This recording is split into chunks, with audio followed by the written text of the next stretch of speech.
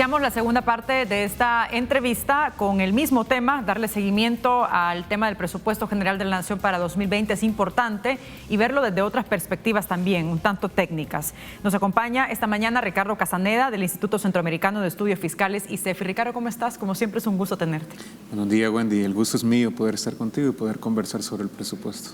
A ver, hay unos puntos importantes de este presupuesto que me gustaría conversar contigo y ya lo decía Carolina Recinos en la primera parte de esta entrevista, comisionada presidencial, donde estaba explicando algunos elementos que tiene el presupuesto para 2020 y decía que se mantiene el déficit fiscal y que se reduce la deuda. La deuda, uno de los puntos importantes y claves y que generan mucha preocupación a diferentes analistas, sobre todo el peso que esta tiene en las finanzas públicas. Ustedes como ICEFI han venido sosteniendo en el análisis de este presupuesto que reafirma los problemas en las finanzas públicas que tiene el país y me gustaría entrar con esto. ¿Por qué? Bueno, cuando uno revisa el proyecto de presupuesto en términos macrofiscales, lo que encuentra es, por ejemplo, por la parte de los ingresos públicos, que se está planteando una carga tributaria bruta, esto es decir, sin quitar las devoluciones, de 18.2% del PIB. Si uno lo compara con el proyecto de presupuesto de 2019, esta sería superior. Sin embargo, nuestra estimación es que para este año la carga tributaria bruta va a cerrar en 18.3%. Es decir, que se estaría planteando que la carga tributaria para el próximo año, tomando en cuenta cómo realmente va a cerrar, va a ser levemente menor. Aún así, esos niveles de ingresos son abajo del promedio de los países de América Latina y el Caribe. Y ahí encontramos un primer síntoma que reafirma un problema estructural. Sí. Y es que los ingresos del Estado son bajos, pero además con características de regresividad, porque la mayor parte de los recursos para financiar el presupuesto vienen del IVA, un impuesto que, dicho sea de paso, lo paga toda la población. Ahora, ¿Y se está sobreestimando esta proyección de carga tributaria para el próximo año? Porque establece un 18.3 que significan 5.047 millones que el gobierno recibiría en concepto de tributo. Pero me gustaría que viéramos algunas gráficas, Ricardo, que hemos destacado del presupuesto general de la Nación, de este proyecto que se ha presentado. Ahí aparece en pantalla el déficit fiscal en millones y también el porcentaje en relación al Producto Interno Bruto. Si nos puedes explicar un poco cómo se entiende esto a la luz de lo que tú has venido analizando. Bueno, lo que aparece en la gráfica es que cuando se elaboran los proyectos de presupuesto también se presentan en nuestros países lo que se conocen como marcos fiscales de mediano plazo. Y esto es básicamente de cómo se va a comportar toda la situación financiera del Estado en los próximos años. Y como lo que tú haces son proyecciones, haces mediante distintos escenarios. En la parte izquierda de la pantalla lo que pueden ver es un escenario tomando en cuenta una tasa de crecimiento de 2.5%. Y en la parte derecha lo que se puede ver es un escenario en el cual la economía crecería de 2.8%. En la medida que la economía crezca más, eso va a implicar que los niveles de déficit fiscal van a ser menores. Igual los niveles de deuda. El presupuesto para el año 2020 lo que tiene es un escenario de crecimiento de 2.5%. Esa es la base que tiene. Sí, si uno revisa y compara con el crecimiento de los últimos años, pues uno podría encontrarse de que es un escenario, digamos, que se encuentra dentro de los parámetros que pudiera crecer la economía. Sin embargo, hay que tomar en cuenta que hay factores externos, es decir, que no dependen de las variables propias del país que pueden hacer que la economía crezca menos.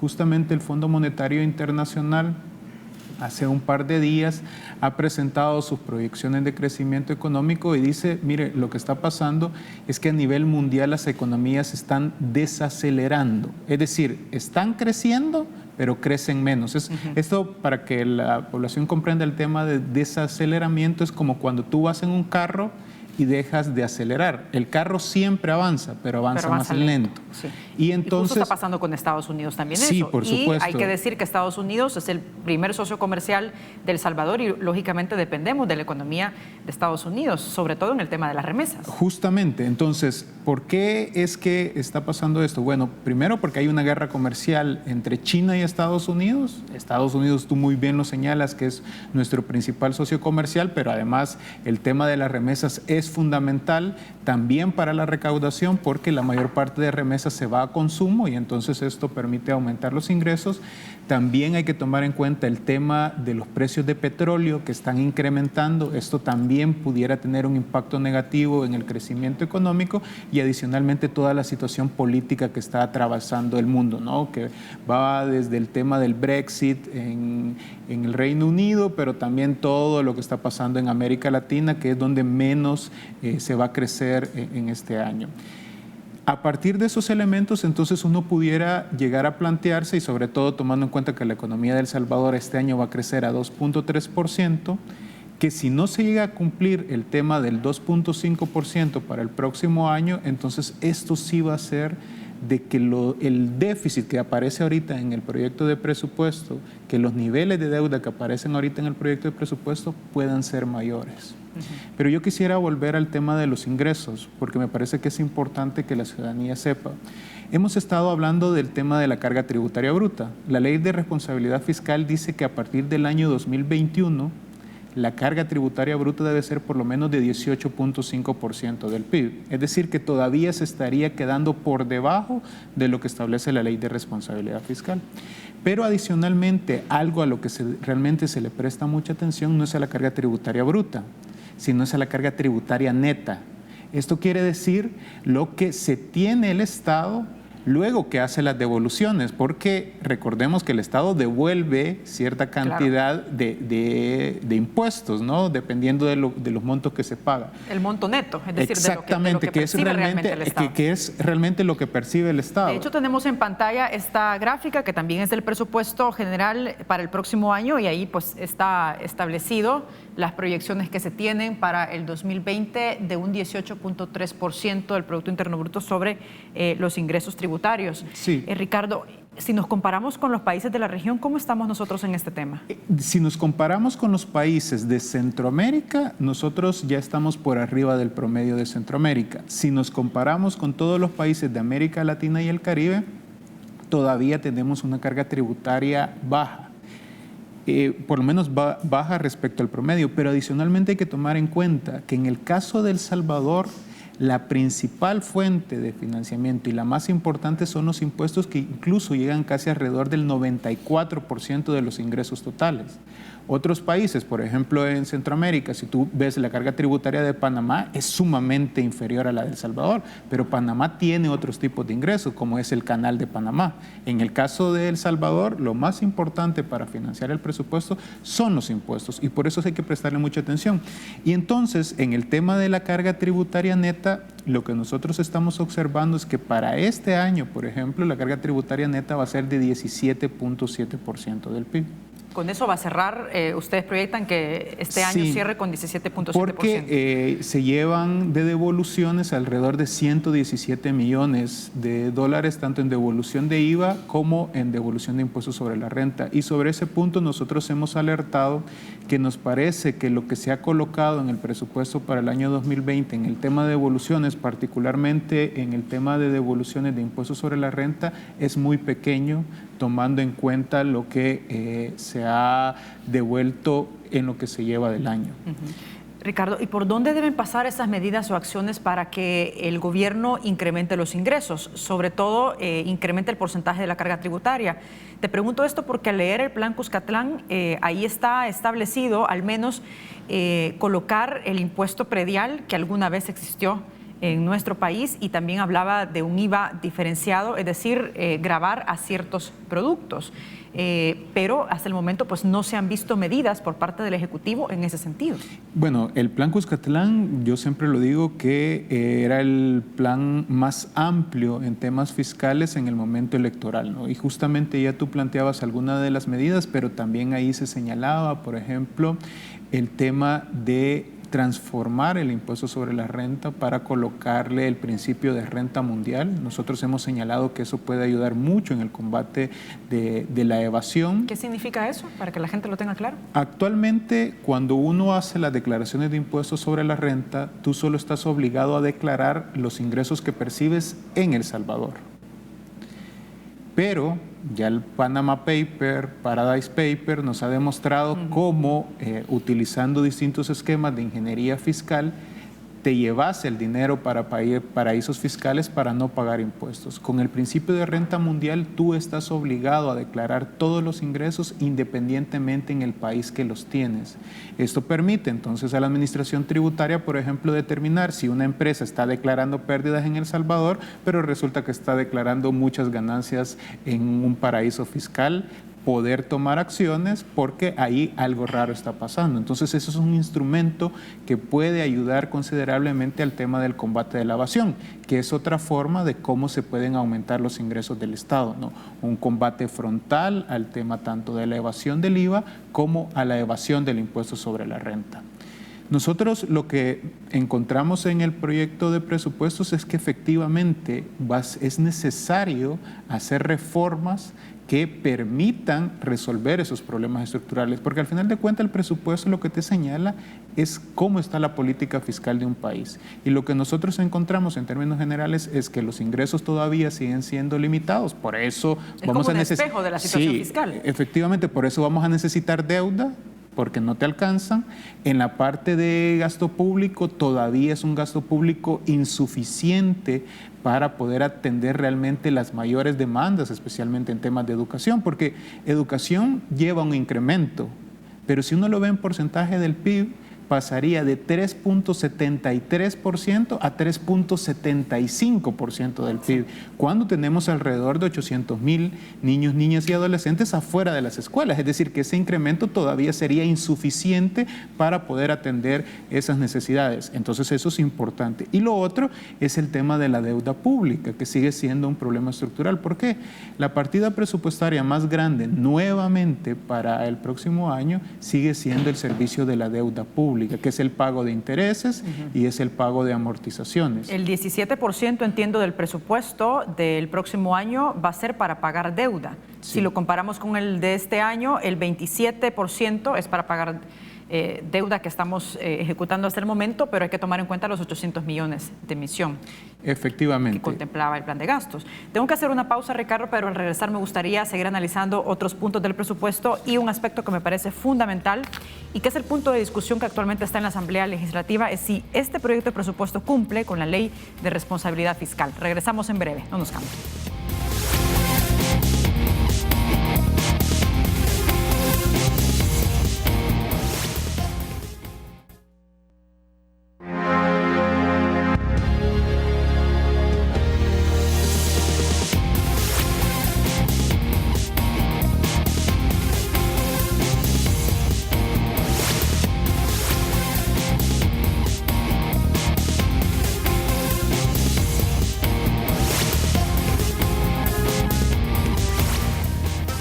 Esta mañana está con nosotros en el estudio Ricardo Casaneda del ICEFI para analizar sobre el presupuesto general de la Nación para 2020.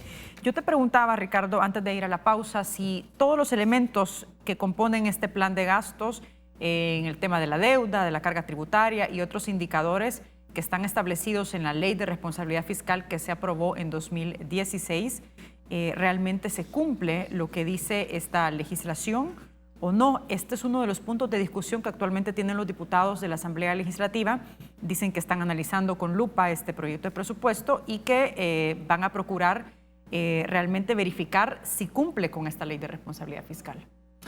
Mira, te decía en la parte de ingresos que la Ley de Responsabilidad Fiscal dice que es 18.5% a partir del año 2021 sí. Y este presenta 18.3%. Ahí lo que puede aducir el Ministerio de Hacienda es, mire, todavía nos falta un año y en el próximo año vamos a llegar a ese 18.5%, porque tal como quedó establecida la ley, las metas son hasta cuando se van a cumplir, es decir, hasta el año en el que se debe establecer, que en este caso es el 2021, no dice cuánto debe ser para el año 2020. En la parte del déficit fiscal, ahí es ambigua realmente la ley de responsabilidad fiscal, porque dice que debe de haber un ajuste de 3 puntos del PIB, tanto por medidas de ingreso como por medidas del gasto. Lo que está haciendo el Ministerio de Hacienda es no hacerlo a partir del déficit o superávit global, sino hacerlo a partir del déficit o superávit primario. ¿Cuál es la diferencia? Que tú al déficit global le quitas todo el tema de pago de intereses. Y entonces, si tú lo haces a partir de eso, efectivamente lo que se encuentra es que si ves la parte del superávit primario, efectivamente estaría en sintonía de lo que se está haciendo. Ahora, si lo haces de la parte más global, es decir, de lo que uno comúnmente llama como el déficit global, realmente ahí los déficits todavía siguen siendo altos. ¿Por qué? Porque recordemos que cuando se establece la ley de responsabilidad fiscal, el déficit de El Salvador era de 3.5%. El proyecto de presupuesto está presentando un déficit de alrededor de 3.1%. Es decir, que solo habría habido un ajuste de 0.4% del PIB. Y esto pasa porque generalmente cuando se aprueban ese tipo de medidas en la Asamblea Legislativa no se da claridad realmente sobre cuáles son los puntos a señalar y sobre todo cuáles eran las medidas a adoptar. Porque nosotros desde el ICEFI siempre dijimos que el problema de la ley de responsabilidad fiscal es que te establecía las metas pero no te decía cómo las ibas a cumplir. Por ejemplo, en el tema de la deuda pública te dice que a partir del año 2030, la deuda pública debe de ser alrededor del 60% del PIB, pero es hasta 2030. ¿Y cuál es entonces la meta en el año 2020? No se sabe. No queda establecida. No queda establecida. Entonces, el Ministerio... Lo que sí es que hay que establecer medidas para poder reducirla, porque... Exactamente. De manera paulatina, ¿no? Entonces, es muy difícil decir si este presupuesto, por ejemplo, en términos de deuda, está cumpliendo con la ley de responsabilidad fiscal o no, porque el Ministerio de Hacienda, a partir de los gráficos que se presentaban adicionalmente, ellos han hecho un escenario en el que dicen, mire, en el año 2030 nosotros vamos a cumplir lo que dice la ley de responsabilidad fiscal. Actualmente dice Hacienda que la deuda pública representa el 70.3% del Producto Interno Bruto. Efectivamente, que es una de las deudas, de los niveles de deuda pública más altos de la región centroamericana, y por eso es que la partida más grande es el tema del servicio de la deuda. Para el año 2020, por cierto, el presupuesto realmente va a ser financiado con 960 millones de dólares de deuda. ¿Por qué?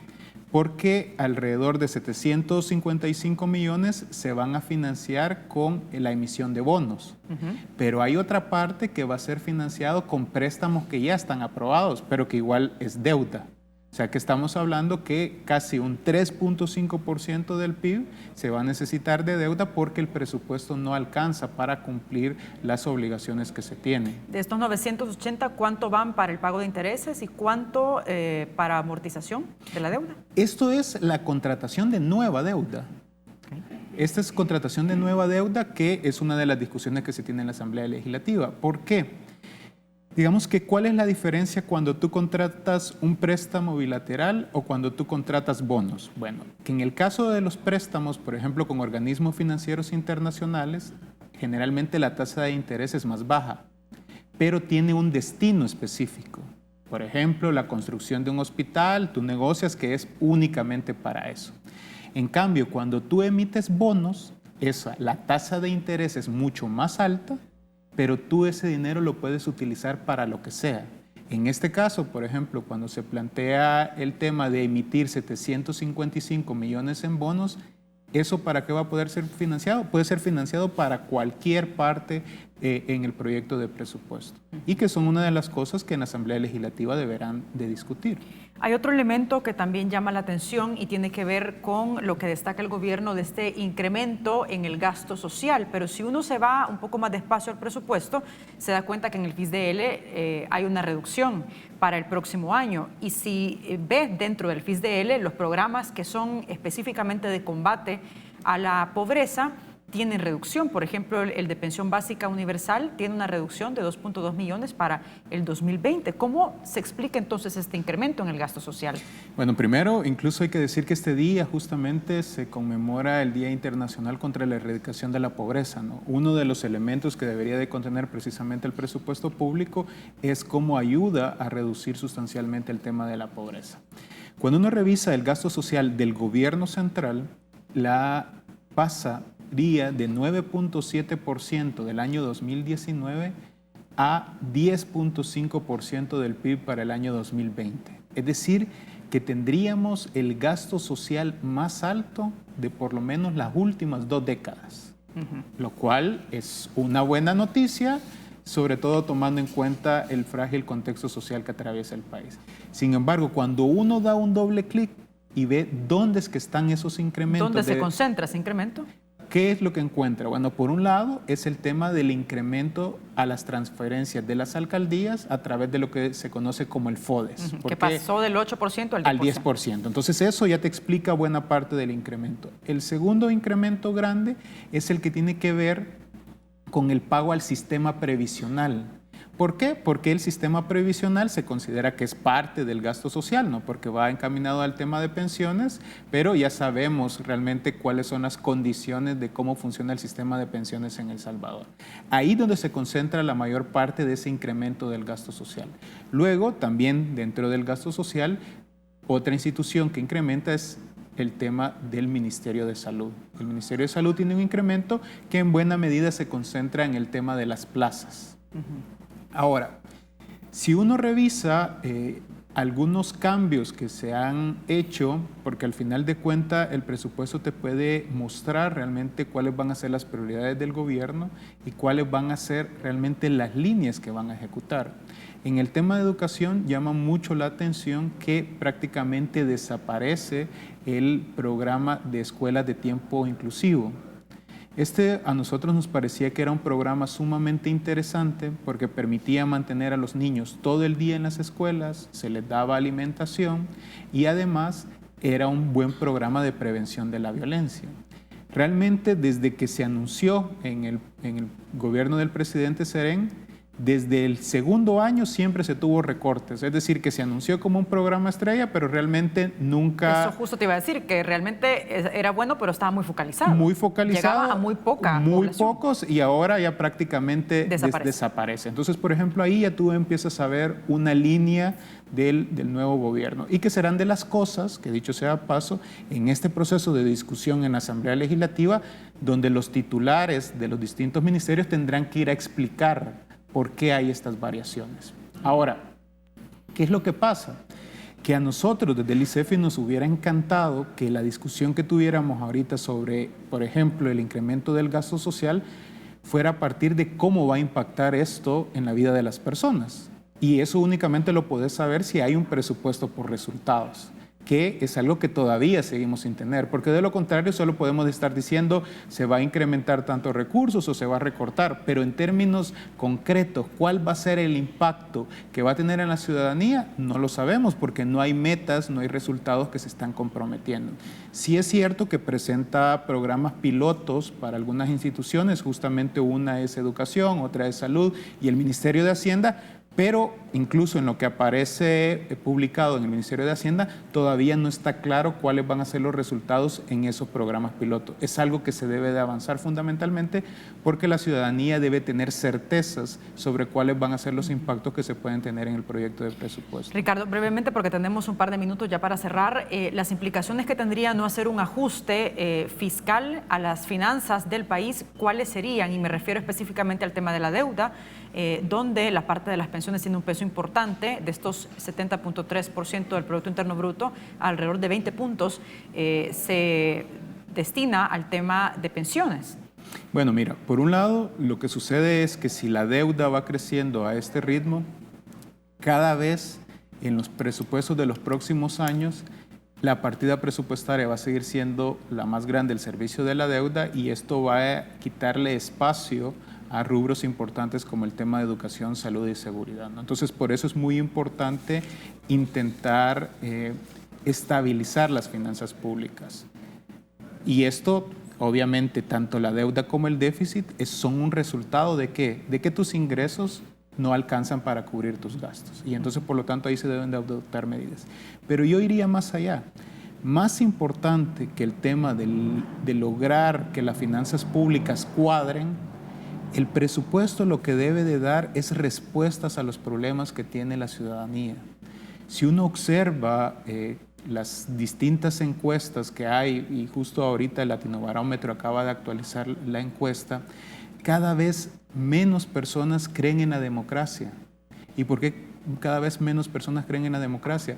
Porque no ven que en la política se resuelvan sus problemas. Y una forma de resolver sus problemas pasa necesariamente por el tema fiscal. Por eso es muy importante reiterar la necesidad de que en este país se requieren hacer cambios estructurales, tanto en el tema de ingresos, en el tema de gasto, en el tema de deuda pública y en el tema de transparencia. Nosotros invitamos a que las discusiones en la Asamblea Legislativa sean maduras. ¿Y sean maduras sobre qué punto, sobre qué base? Sobre que los cambios que se vayan a hacer realmente permitan tener mejores condiciones a las personas y no simplemente se vaya a convertir en una lucha política en el cual siempre los más afectados son la población. Es muy importante que la ciudadanía sepa que en el caso de El Salvador no hay una fecha concreta para aprobar el presupuesto, a diferencia de países como Guatemala, por ejemplo, que tienen hasta el 30 de noviembre. Acá no hay una fecha para aprobar el presupuesto, pero nosotros sí esperamos que esas discusiones sean maduras, pero además que abran los espacios para que los distintos sectores puedan llegar a dar sus opiniones sobre cómo están viendo el proyecto de presupuesto, qué recomendaciones harían, porque el proyecto de presupuesto puede permitir realmente sentar las bases para tener un mejor país. Ok, perfecto, Ricardo. Muchas gracias por habernos acompañado Un gusto. esta mañana. Con esto cerramos. Será esta mañana a la misma hora de siempre. Les espero. Fuerte abrazo. Buenos días.